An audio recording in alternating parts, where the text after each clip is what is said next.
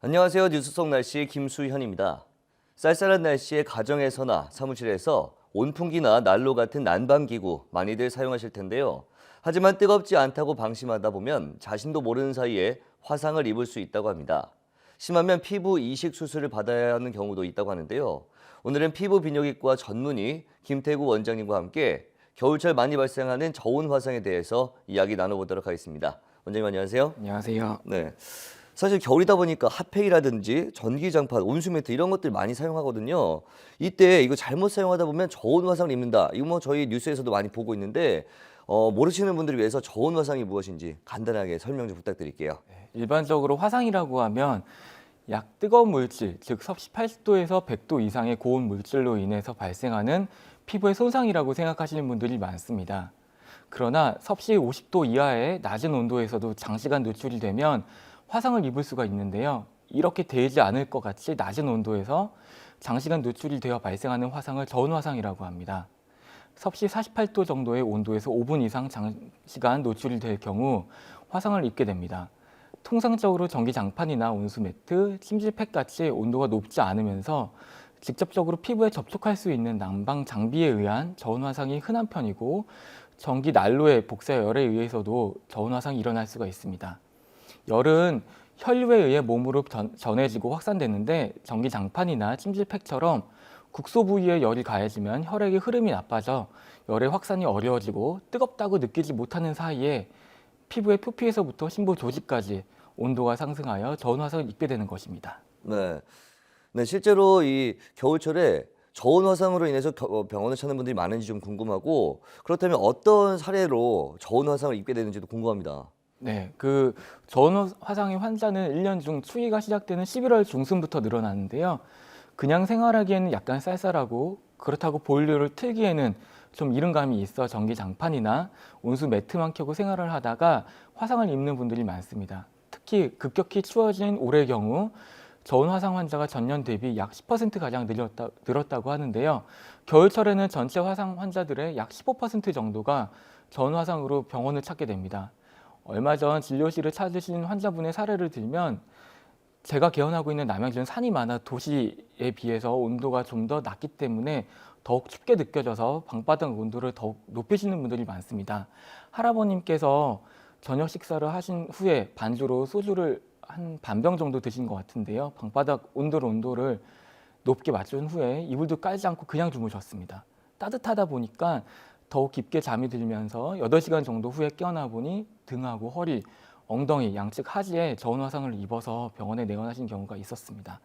그 서서히 온도가 몸에 축적돼서 열이 축적돼서 높은 온도가 심부 조직까지 전달되어 그게 계속 열이 축적되다 보니까 3도 이상의 화상을 입게 되는 경우가 있었는데요. 실제로 저온 화상 환자들의 약 80% 정도 이상이 3도 화상 환자분들입니다. 네. 말 그대로 저온이기 때문에 대부분 문제를 제때 인식하지 못해서 좀 커지지 않나 싶은데 이 화상 같은 경우에는 다졌을 때 바로 이렇게 증상을 알 수 있지 않습니까? 저온 화상은 어떻습니까? 예, 그 증상들은요. 대부분 저온 화상은 뜨겁다는 지각 증상이 없어서 화상 정도가 더 심해질 수 있다는 것이 가장 큰 문제입니다. 저온 화상은 50도 이하의 낮은 온도에 오랜 시간 노출되는 특성상 피부 깊숙이 침투하는 성향이 있는데요. 대부분 상처가 진피층까지 미치는 3도 이상의 화상입니다.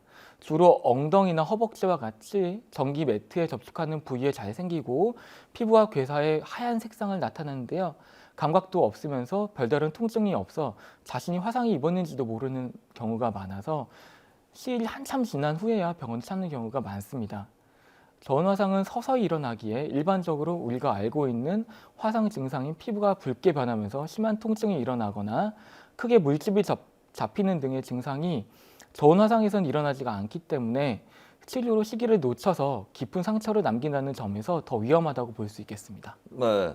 방금 말씀하셨듯이 저온 화상은 별다른 통증이 없기 때문에 치료 시기를 좀 놓치지 않습니까? 늦게 병원을 찾아서 치료 시기를 놓치고 그에 따라서 상처를 남게 된다 이렇게 말씀하셨는데 정확하게 구체적으로 어떻게 상처가 남게 되는지 좀 설명 좀 부탁드릴게요. 네, 앞서 말씀드렸다시피 저온 화상은 뜨겁다는 자각 증상이 없어서 화상 정도가 더 심해질 수 있다는 것이 가장 큰 문제입니다. 영하의 실외에서 오랜 시간 바깥 활동을 하다가 실내로 들어오면 온도가 높은 곳에 누워도 뜨겁다는 것을 잘 느끼지 못합니다. 움직임 없이 2시간, 3시간 이상의 장시간 전기 매트를 사용하면 화상을 입게 되는데요. 전기 난로의 열선 모양과 같은 거뭇거뭇한 자국이 몸에 생기게 됩니다.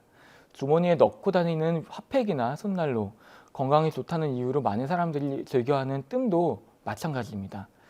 시중에서 판매되는 핫팩과 손난로는 최고 온도가 63도에 달하기 때문에 단 몇 분의 노출만으로도 피부 조직 손상이 일어날 수가 있습니다. 저온 화상의 초기에는 얕은 물집, 발진으로 나타나 방심하기가 쉽고 압력이 화상 부위에 전달되기 때문에 일반 화상보다도 피부 아래쪽 지방층이 있는 혈관에 영향을 주어 심한 경우에 아주 피부 괴사나 신경 조직 손상까지 일어나는 경우가 많습니다. 네, 그렇군요. 보통 화상을 입었을 때는 응급처치로 뭐 찬물이라든지 얼음 찜질 이렇게 하는 걸로 알고 있는데 저온 화상 같은 경우는 어떻습니까? 이것도 똑같이 뭐 이렇게 찬물이라든지 얼음 찜질 하나요? 저온 화상은 상처가 깊어 대부분의 환자가 피부 이식 수술을 해야 됩니다. 불행하게도 저온 화상을 입었을 때에는 스스로 취할 수 있는 응급처치가 거의 없습니다. 대부분 시간이 많이 경과한 뒤에야 화상 사실을 인지하기 때문에 찬물로 환부를 시키는 쿨링 마사지도 소용이 없는데요. 쿨링 마사지는 화상 후 약 2시간 이내에 해야지 효과가 있기 때문입니다. 만약 난방기기를 사용하다가 피부에 화끈거림이 느껴진다면 사용하는 것을 멈추고 열을 식혀야 하고요. 특히 어린이나 영유아는 피부가 더 연약하기 때문에 장시간 온열기기에 노출되지 않도록 꼭 신경을 써야 됩니다. 이미 저온 화상으로 피부색이 어둡게 변했다면 자연적인 회복이 어려울 수가 있기 때문에 이때는 병원에서 레이저 치료를 이용해 색소 침착이 된 부위를 치료하는 방법이 또 있겠습니다. 네, 대부분의 환자가 피부 이식 수술을 받고 또 응급처치도 어렵다고 하니까 굉장히 무섭다고 생각이 드는데 그렇기 때문에 중요한 게 아무래도 예방이 아닐까 싶습니다.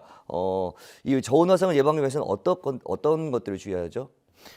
요즘같이 추운 날씨엔 집에 돌아오면 따뜻한 곳부터 찾게 되는데요. 몸이 언 상태에서는 뜨거운 정도를 가늠하기가 쉽지 않습니다. 이런 상태에서 뜨거운 곳에서 잠이라도 들면 점차 피부 온도가 높아져 감각이 무뎌지다가 화상을 입게 됩니다. 특히 술을 마셨거나 수면제나 수면을 유도하는 항히스타민제 같은 감기약을 먹었을 때 이런 일이 벌어지기가 쉽습니다. 예방법은 아주 의외로 간단합니다.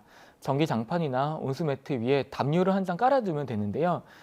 이불로 열이 분산되는 데다가 피부가 직접 매트와 닿지 않기 때문입니다. 간편하게 주머니에 넣고 다니는 찜질팩이나 손난로도 위험하기는 마찬가지입니다.